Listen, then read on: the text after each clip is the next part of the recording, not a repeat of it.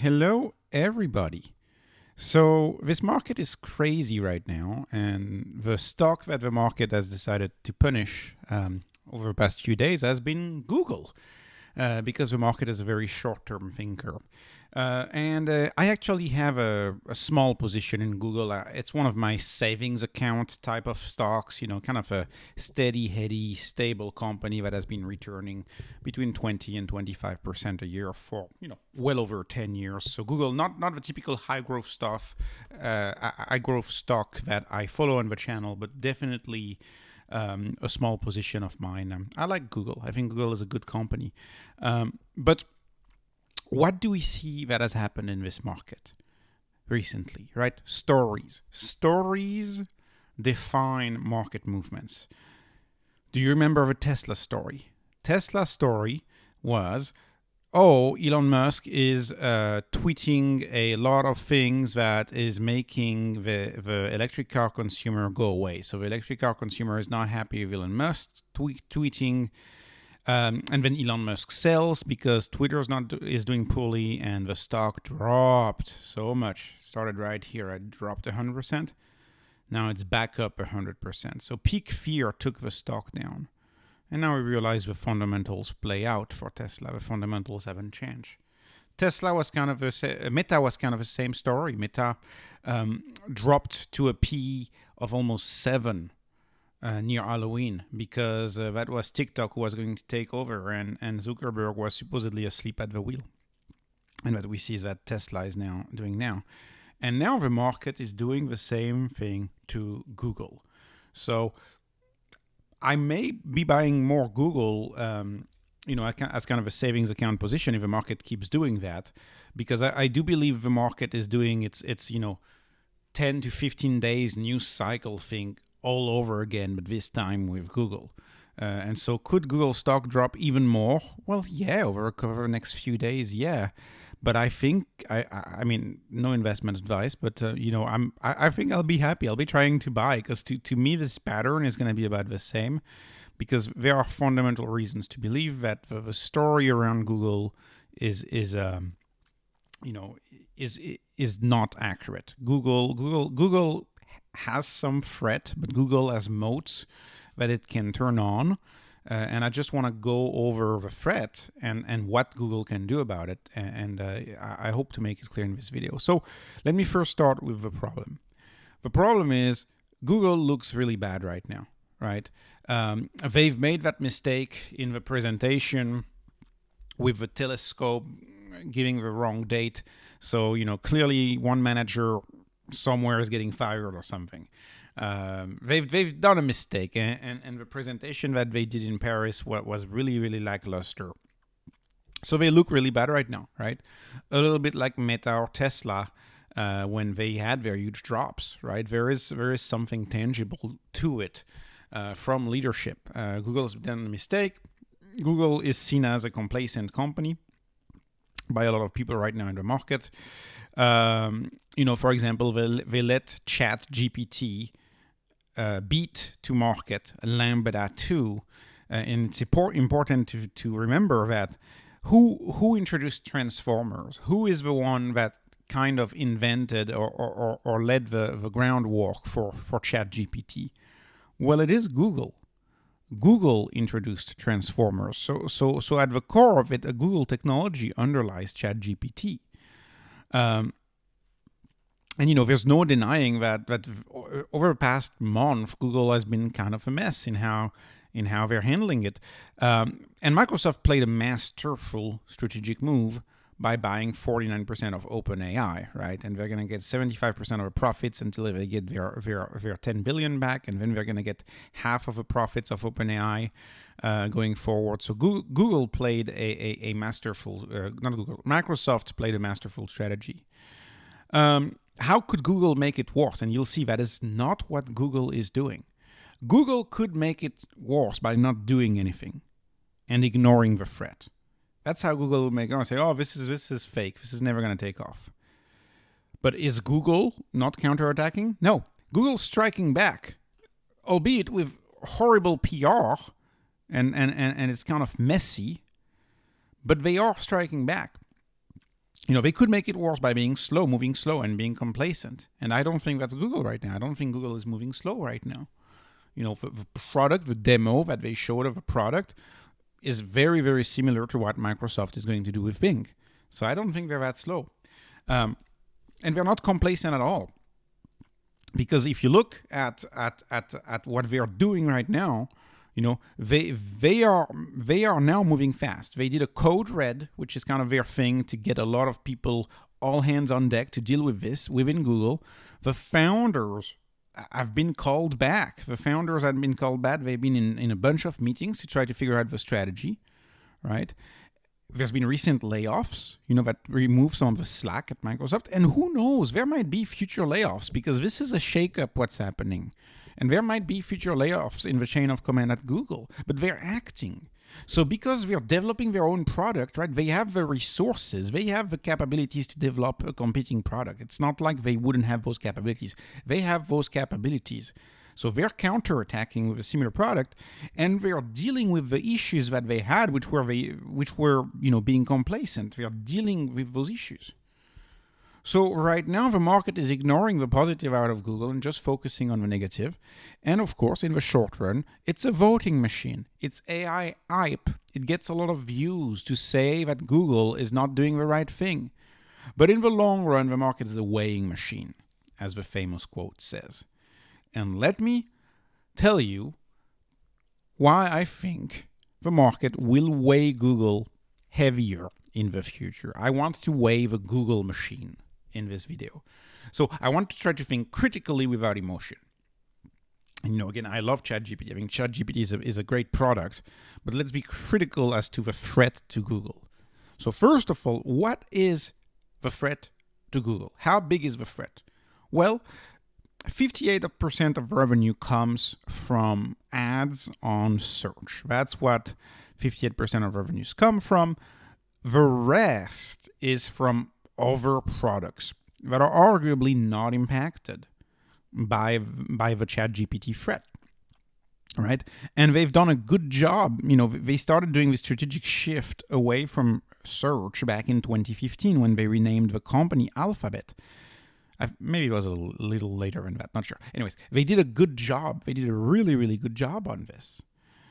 So we can expect this size of the market to continue to grow, this size of revenue continue to grow. We can expect things like Google Cloud to continue to grow. Their networks, all their services will continue to grow. So search going forward, may one day be 40% of Google's business. It's still just an overwhelming part of a business, but the company is actively looking at diversifying. So right there, the threat is not to the whole business. It is to 50. It's to a big chunk of a business. I don't want to undermine that, but it's not the whole business. It's important to know that there is a future, not too far away, where Google has more revenue outside of search than in search, and that future is probably 2 years away. So we're not entire. It's not 100% of a business threatened. Okay, so that's for the strategy, the business strategy of Google, right? Long-term effort to diversify. Google Cloud growing very fast, but then let's also be objective. The company has an $83 billion net cash position, which is absolutely tremendous. And I'm sure they'll use some of that cash position to do some buybacks as its stock is crashing right now. But they also have outstanding trailing 12-month free cash flow, positive free cash flow of $53 billion. When I say that, it boggles the mind to even say that there's $53 billion of positive free cash flow that gets into the Google companies. So conclusion. What can we say about the threat? Well, it's a medium-term threat, but it's not a short-term threat. Short-term, Google will be fine. Short-term, Google has the firepower to develop a competing product. They have the firepower to keep their partnerships, and they have the firepower to defend their competitive position. So, point B is now that we've assessed the threat, is what can we say about Google's possible competitive moves and what are the odds of success? So what is the move? Well, so the obvious move is to copy and introduce its own AI tools or similar AI tools. across search, right, which is the main way this is going to be introduced, but also in the browser and also in Android. Like this is the move. This is the move that Google has decided to do. So we can rest in knowing that they decided to do that. And what's the worst case scenario? The worst case scenario is Google as a minimally viable product. That's going to be just good enough for most people. And the best case scenario, and there is a best case scenario, is that Google has a better product than OpenAI. Let's not forget, Google is the one that introduced transformers.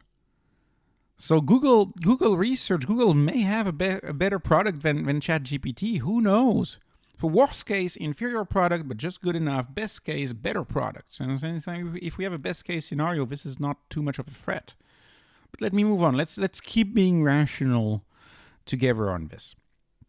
So, what competitive asset can Google count on to launch its AI, to launch its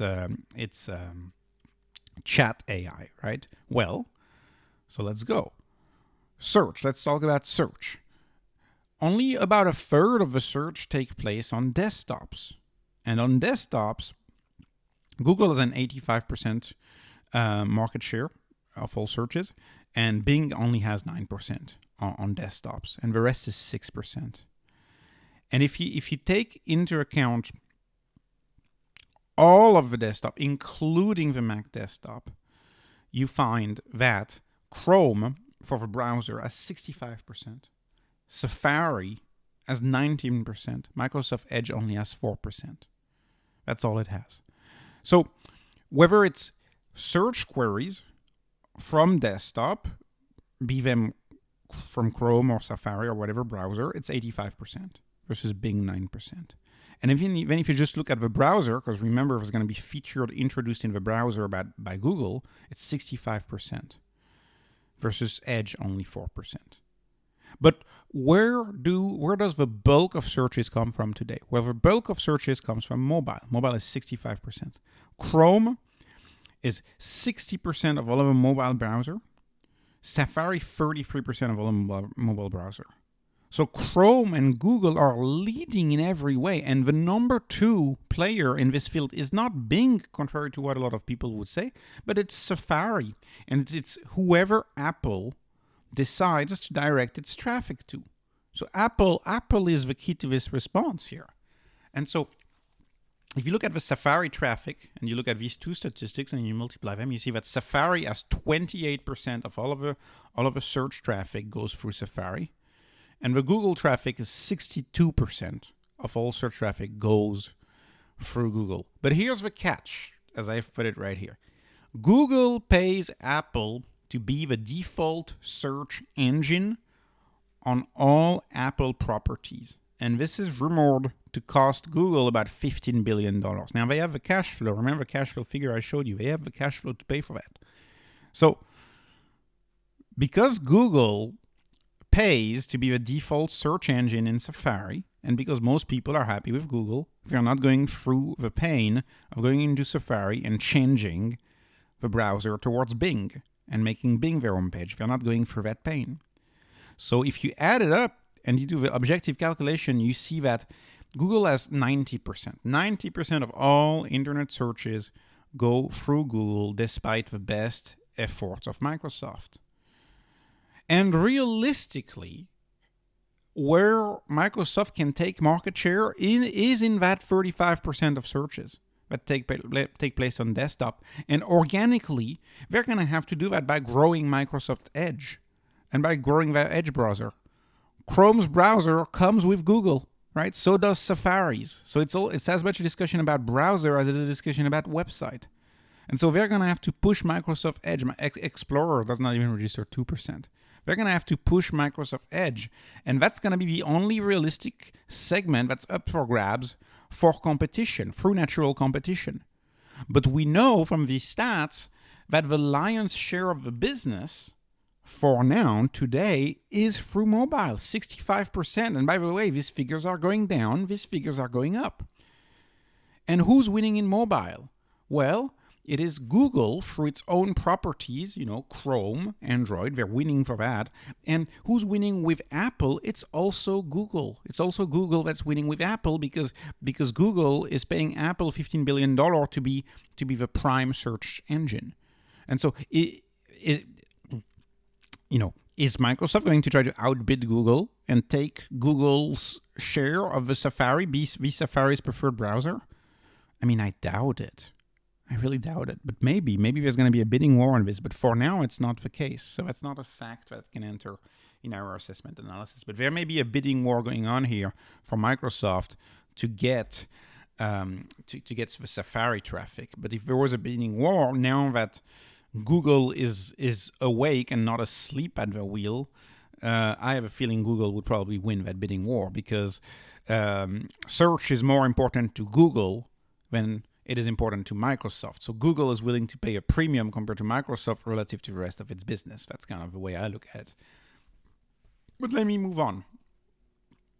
So what's the other very important competitive positioning that Google has? And this is like going back to the classic of business. Google has a brand. Google is one of the first internet brands, along with Amazon. It has a very strong brand that has been 2 decades in the making. And when brands have been on top for 2 decades, they stay in people's mind share and in the consumer's mind share, right? If I tell you Kleenex, if I tell you Frigidaire, these are all brands that stayed in the mind share. And Google has 2 decades of branding. So much so that it's a noun. Are we going to start saying, why don't you just Bing it? Go and Bing it. And furthermore, Google's brand has been developed for a very, very, very long time. So I'll show you one thing is, which browser do we prefer? Which browser do the average internet user prefer? This is the homepage of Google on Edge, on Microsoft Edge, when you open it on Microsoft Edge. Epurated, branded, design. You can feel the branding. You can feel the identity of Google in there. That's good branding right there. Let me show you what Microsoft's homepage is right now, currently, after announcing all of it. This is Microsoft branding. I mean, this is like chart. This is a whole bunch of stuff, that I'm not looking for. You can see it's like this attention grabbing mode of operation of search that lost in the search engine wars, back in the early 2000s. Lycos lost, Yahoo lost. Why? Because they had this strategy of just trying to take your time away from you to sell you clicks, which is like this classic strategy of this. Is you try to do everything to, provide things that you click on and grab your attention. To me, when I see the two homepages, and keep in mind this is all about the brand. When I look at the brand, to me, I'm not surprised that the first thing that most people do once you get on Firefox or Explorer, the first thing you do is you're likely to bookmark Google. That's like the first step when you get a new computer. Still today, you're likely to bookmark Google as your first step. So again, branding, I think Microsoft has very strong branding issues. But let me move on. And this is perhaps a more long-term thinking type of thing as we critically think about this. What is the next computing platform? So the history of computing platform has been about making them easier to use, right? It used to be BIOS, a black screen, and you had to copy and paste your code. And then we went to the point-and-click interface, second generation of computers. And then we went to smartphones, tablets. You don't even have a mouse, you click. What is the next computing platform? Well, the next computing platform has been rumored to be for the longest time to be voice, because voice is how we communicate in real life. So that's the next computing platform in my view, and we'll talk about it in a second. But If the next computing platform is voice, the current computing platform is still dealing with panes of glass. And when you deal with a pane of glass, the main use case for search when you deal with a pane of glass is a directory use case. And the directory use case of Google, to me, is not at risk.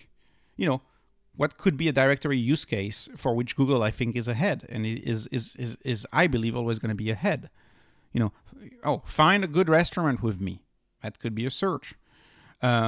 You've heard of an online store you want to shop at. So you just go on Google and type the name of the store and you go on the online store, right? Or you're looking to go to the investor relations website of some stock. You go to Google, you type the name of a stock, and you say investor relations, and you click, and then you get taken to the page. This is the directory use case of Google. This is the original use case of Google. Like, even if one agrees to the premise that they'll switch to Microsoft Bing for the chat use case, or for the having a computer telling you smart stuff or doing smart work for you use case, even if we agree to that premise, it doesn't mean that the directory use case is going away. The directory use case for me, for Google, has not been impacted by this. They've been crawling the web for much longer than everyone else. So the directory use case, I don't think, has been impacted. So, as I said, the next stage of computing is probably voice and probably talking with your computer. And that's what chatbots are suited for. If you read the ChatGPT prompts, it's like a conversation. It's like a conversation with a pane of glass. And my guess is that this is not, 1 year, 2 years, 3 years when I'm thinking critically here, this is not going to be taking place on a device, or this is not going to be taking place on a computer. No, this is, I believe, how it's going to be taking place. Chatbots, what's the best way to interact with them? Probably have a conversation with a chatbot. And so this is what I'll leave the video on, leave you on video is, can these make a comeback? They sold millions of these. I mean, look at this, more than 1 million rating. They've sold millions of these. Actually, when you look it up, it's between 200 and 300 million of these that they've sold. Right? These were very popular in 2020, 2019. And people got tired of them and probably put them into storage bins. Why? Because this hardware may have been a little too early. But now think about this hardware right here. Think about this hardware right here, paired with a chatbot. All of a sudden, this hardware gains tremendous value. And you have between 200 and 300 millions of homes that are equipped with this hardware. So I believe this is a white space opportunity for Google because there's two leaders in this space. The first leader is Amazon. The second leader is Google Assistant. The Google Assistant is the second leader. And so this may be a marketplace that Google's going to have to compete in going forward beyond the search engine. And could Google have a leading position as the company that integrates both information and hardware? All right. And also, you have to ask yourself the question, what is Alexa going to do? Is Alexa going to develop its own chatbot? That's the other question. So I think we have a case to be made for both Amazon and Google here that these chatbots may be moved to these smart speakers. And this is a case where you get a lot of technological convergence, because all of a sudden, these speakers who don't have much use besides setting up your calendar or an alarm or music, all of a sudden have a tremendous use in the kitchens and in different settings. So I believe this is actually an opportunity for Google now that they've woken up and that they're developing their own chat AIs. So anyways, none of this has been investment advice. This is just entertainment. Don't forget to like, don't forget to subscribe. Thank you so much for watching and have a wonderful day. Thank you.